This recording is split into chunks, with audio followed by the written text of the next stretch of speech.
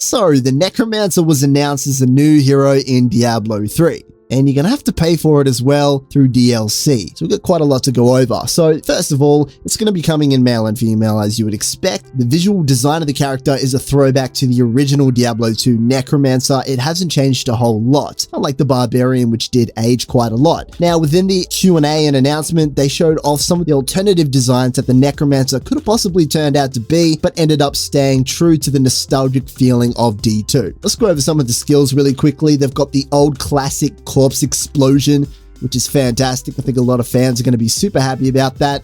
Bone Spear, which is one of my favorite skills in D2. Just the mechanic of it is fantastic. Siphon Blood. This is a brand new skill. Blood Rush, which is essentially the mobility skill that every hero has.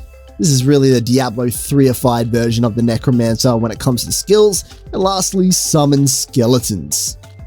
Now, I was actually surprised at how early on in development the Necromancer is, considering how long myself and fans of Diablo have been waiting for new content and a new class. Now, during the Blizzcon Diablo 3 Q&A session, they spoke about the items that he will most likely use. Now, they're leaning towards two class-specific items right now, one being the Scythe and the other one being an offhand item similar to the Wizard or the Witch Doctor. Now, someone also brought up a question during the event and said, hey, what about the Wands? That's really the iconic item for the Necromancer. It was daggers and wands. So yeah, it looks like they're going with a whole new item type, that being the Scythe. So this should be pretty interesting. I'm sure that they're going to add in some kind of wand though, just as flavor or fun. Who knows? They're still super early on in development. Now, they're also going to be including 1 to 3 class-specific sets on the launch. That's what they're aiming for at the moment. So this means a whole brand new set that you can get your hands on. It'll be interesting to see what effects they actually have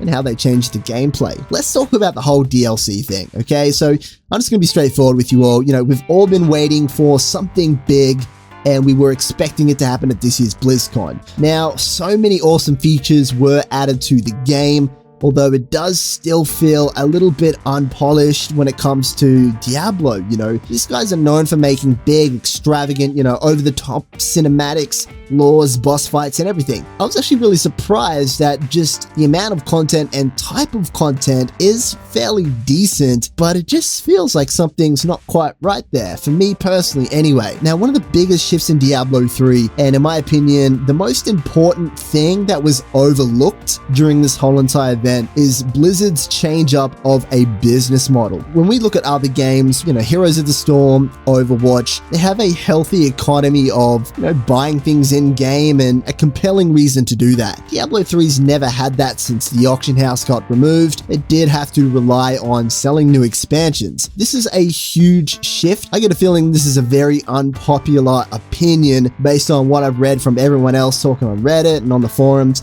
A little bit pissed off about it. They want a character for free, or they want a full expansion. Here's why it's actually important. The idea of them being able to put together a character with 1 to 3 sets, a couple of legendary items, and some new pets and cosmetics is a pretty cost-effective way of delivering new content without spending millions on new music, new art assets, huge cinematics, which take up so much of the budget when it does come to Diablo 3. There was a pretty nice joke that came up on Reddit, which I think is a realistic reflection on what we're probably going to see when purchasing the Necromancer DLC. You know, a digital deluxe Necromancer bundle. It's going to cost, you know, X amount of price, which hasn't been established yet. Includes new Necro class for Diablo 3, a skeleton mage pet for World of Warcraft, Necromancer skin for Reaper in Overwatch, and automatically unlocks some kind of other character in Heroes of the Storm. It seems to be a trending theme throughout Blizzard's bundle packs. Now, it really comes down to the price range in my opinion, but now I read a Forbes article a little while ago, and the author, who I'm not a big fan of his work, but he did put together insight, but he apparently got wind of some information that they were developing a brand new expansion. They decided to break the content up and deliver it in smaller sections. Things like the Kanai's Cube, previous new map zones that were revealed quite some time ago, and of course the 2 new maps that will be revealed, along with things like the Armory and so on. This really explains the lack of communication that Blizzard have been offering the fans of the Diablo franchise, who I'm a part of. Unfortunately, haven't been playing the game as much as I would like to,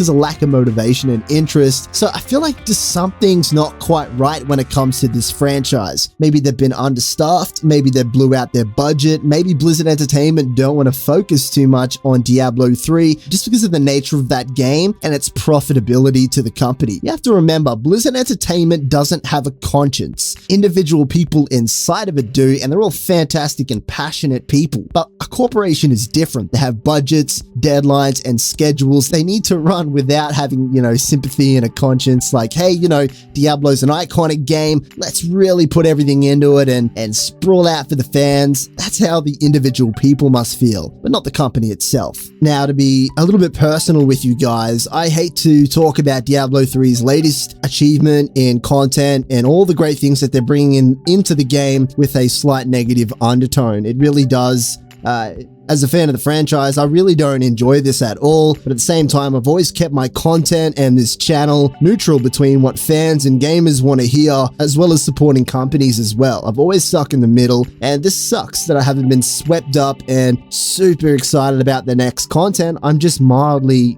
looking forward to it. So just to wrap it up, this is clearly Blizzard experimenting with a new business model when it does come to Diablo 3, very similar to the StarCraft model, which I believe has been quite successful. So this means either one of two things. It's going to significantly reduce the production cost of bringing out a brand new class, as we see with the Necro, by cutting back on cinematics, music, the fact that it's downloadable content, it won't have a physical copy. A whole lot of cost is completely cut out. The other possibility is they made an expansion. Maybe it wasn't up to the Blizzard quality of standard, or maybe they just chose to individually break up the content and release it throughout the last year or so. Anyway, friends, there it is. There's a Necromancer. I'll finish up the video and just share my personal opinion. I really think that the Necromancer is going to be fantastic. It's going to be very fun to play. Personally, as someone who's very passionate about Diablo 3 but is not playing it currently, I feel like this might be 2 to 4 weeks of entertainment for someone like myself. So this does kind of suck. So Blizzard has released an official blog post about the Necromancer.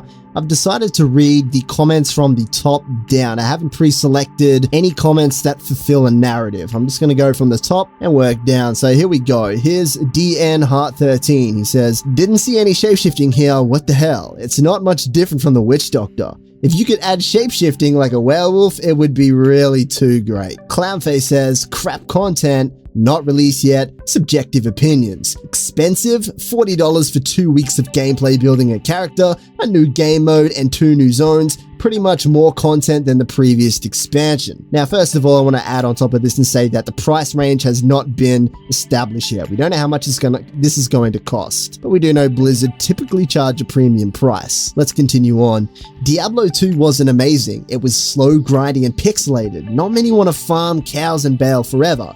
Even the first vision of Diablo 3 was better than Diablo 2 on various levels. Also, if you aren't willing to support the game economically, then why would a video game production company, which is renowned for seeking to make profit from video games, bother releasing more content? Where's the incentive for them? It doesn't make any sense. No wonder the game is dying off. Cheap-ass fans. So I also want to add on top of that and say that Diablo 3 and its expansion is one of the highest-selling PC games of all time. Not only that, they did profit from the auction house significantly during the first era of Diablo 3 Vanilla. A lot of money was made in the game.